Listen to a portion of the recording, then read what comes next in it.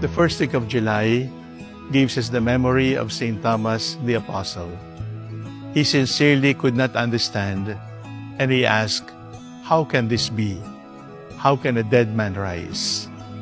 And then, on the 16th of July, we remember the Virgin Mary, who also said, "How can this be?" to the angel, "I do not know any man."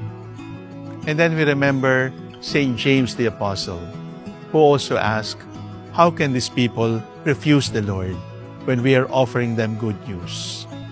St. Ignatius of Loyola also asks the same question, "How can I please you, Lord?"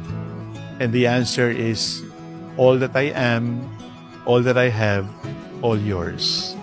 Let us join Thomas. Let us join James. Let us join the Virgin Mary.